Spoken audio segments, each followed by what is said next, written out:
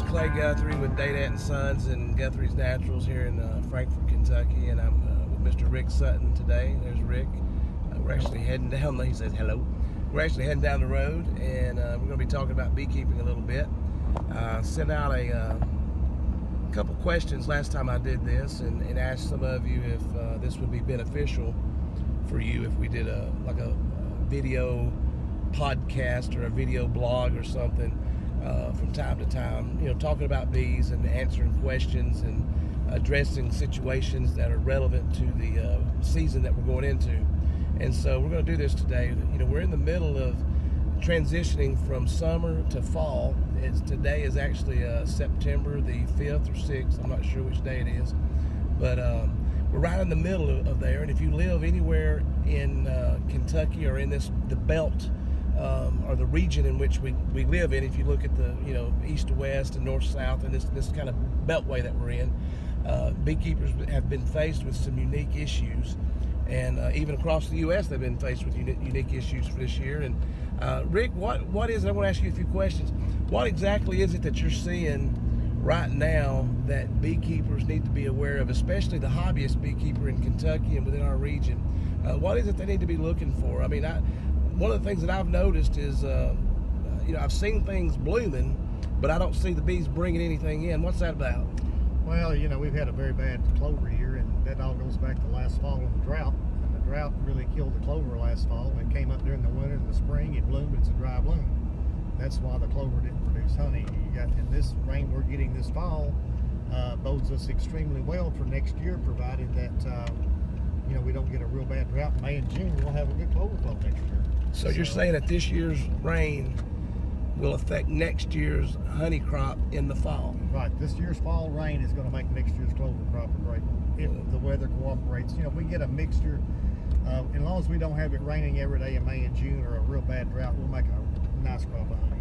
That'll be neat. So what is it, that beekeepers need to be doing right now? When they go out and they look in their hives, what do they need to be looking for? Do they just need to pop the lid and see if there's bees in there or see if they're flying in and out? Or is it time to actually do a thorough inspection where you get in there and see if there's... It's probably a little past time for thorough inspection, but if you haven't done it, you need to do it. And I think that there's two things right now that you really need to look at. One is how much honey's in the hive. I've got a lot of hives that are light, even though I've been feeding them, so you probably need to be feeding them. And the other problem is if mama shuts down laying and quits laying, then you're going to end up with a very small cluster of bees going in the winter, which is going to bode you problems. So you need to be feeding, should have been feeding for the last month, but you definitely need to be feeding now if you don't have much coming in. Enough syrup to keep her laying, and then about mid-October feed some thicker syrup and make sure you've got enough honey on them to get through the winter, which, 40 pounds on the light side, 50 is fine. And the other thing's mites. You're getting late on that again. So you mean people should already be treating for Varroa mites? Varroa mites you should be finishing your treatment now. You shouldn't be starting. You should be about finished. Now tell me, why is it important to treat for Varroa mites? I know there's a lot of people with a lot of different viewpoints, and I'm not here to tell anybody how to do any specific thing in beekeeping.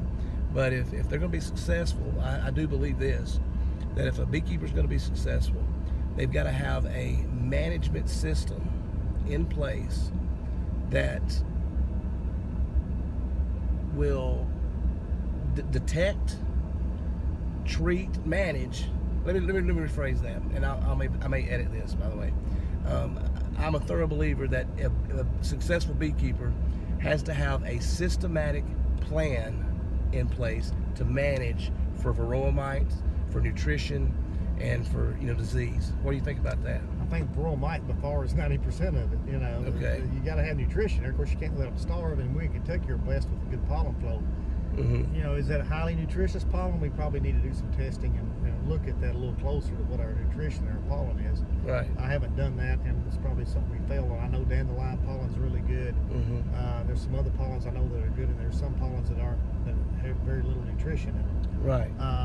And of course, if you're around a lot of corn and it's no nutrition, you pick the neonic pesticide up too, so that's a bad one. Right. And then of course, when you say disease, disease, but the only disease that really causes a big problem is American foul brood, and then you just got to burn it. So your big one is a virus that the mite carries. And the virus that the mite carries. And right. I'll give you a good example. We have treated for mites and lost a lot of bees the last few years, and one of the reasons why we used the formic acid pads and they did not work. I did not go back and check after I treated with them. I took off and went and did the state fair and bottled honey and moved bees to fall flow. They still looked good, and then they started going downhill, and my mite counts were way, way, way too high in mid-September, and I lost 65% of the bees. And the testing on the formic acid pads that you buy was done in Canada in an arid environment, and nobody in Florida has had success with those pads. And I'm thinking, and what I told them, they need to do testing in a humid environment like Kentucky is this time of year. So I don't recommend using that. It's been really spotty in Kentucky. Sometimes it works, sometimes it don't. But bees that go through the winter are what we call fat bees. They have a different metabolism, a different body makeup, and those bees need to be healthy. And those bees are the ones that are actually being made right now, and that's correct? the ones that's being made right now. That's why feeding and mite control is so important now. That's why you got to do the mite control back the 1st of August, so the bees hatching now are clean. You can do it now, probably hurts you a little, but you know, you're getting the time frame now, you're getting almost too late. And if you don't treat for mites, you're going to eventually lose the bees, and worse than that, neighbors is going to come over, rob your bees out, and pick your mites up and go back, and he's going to lose his. Right. So so when we say systematically manage for that Varroa mite, you're meaning it's not just putting a treatment on. There's got to be a system in place. And one of the things that's vital to a system is not just managing for that Varroa, but you got to do what to make sure that it does what? You got to use this. Okay, tell me about that. All right. Well, I've used the little CO2 deal where you put the bees to sleep, and I thought I had them under control, and that was about 60% accurate, and that cost me some bees. Oh wow. I had my own washing, and I evidently didn't do a real good job. When you mean a washing, what are you doing? What do you mean a washing? Using an alcohol wash. Alcohol wash or sugar roll or ether roll, and something some like of that stuff is not all that accurate. But I bought this from Dadant sells these. It's a Varroa Easy Check. It was developed by Vito Pharma, which makes the Apivar strip. Apivar, okay. But it works great. And tell us how it works a little bit. What's the concept behind it? You take this and you got a little line inside the little cup here, and you put bees up to that line. Make sure you don't get the queen, and you make sure that you get bees off of a brood frame, preferably with some open brood where it's young nurse bees that just hatched. And you fill this up to I think the directions are in here, but you fill it up to about right here of half rubbing alcohol, half water. And you can buy half rubbing alcohol, but if you buy 100% rubbing alcohol, put water in it. And you put the bees in. Of course, that kills them, but that's okay. It's better to lose 300 bees than it is the whole 30,000. So you got about 300 bees up to that mark. Up to that mark, you got 300 bees. So then you take and you shake this like this for 30 seconds, and then you go around and around and wash all the mites off for 30 seconds, and then you count your mites. How many you got? And then if you've got 1 or 2 mites, you want to think about treating. If you got 3 or 4 or 5 mites, you better be treating. If you've got 15 mites, you're getting in big trouble. And you got over 15, you're on the downhill run. I heard somebody say it one time, and I think it was with 100 bees. If they counted 6 mites with 100 bees, that colony was pretty much already dead. They just didn't know it. That's right. And here's the key on that. We used to, 10 years ago, bees could survive with a lot more mites than they can today. I've seen bees dropping and going downhill, and hives looking really bad, and treat them and they bounce back. There's no bounce today because there's so many viruses out there. That's caused from that Varroa mite. From the Varroa mite, and I think that's also, a lot of the pesticides and stuff that we're using now in mites, I think has weakened the bee's immune system. Makes sense. And then the mites carry viruses, and your immune system shot, and there you go. Because I've seen where I had bees eat up with mites in the early 90s when we first got them, and we were learning that one treatment a year didn't work. Right. And we treat them, and boom, they bounce back, and they'd be great. Well, there's no bounce anymore.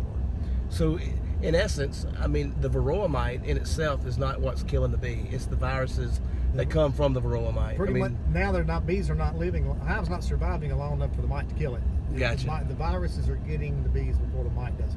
And this year, I had a couple of hives that had really high mite counts, and I learned a lot because I guess I'm mistreating those in the spring. When you got as many bees as we got, it's easy to miss a hive. Right. So I went in and I washed it because I saw 2 mites on the bee, and I was going through the yard doing 20% of the hives, and box and a half of bees, nice looking brood pattern, solid, but I saw 2 bees on a mite, and most of the mites are under the belly of the bee. You're not going to even see them.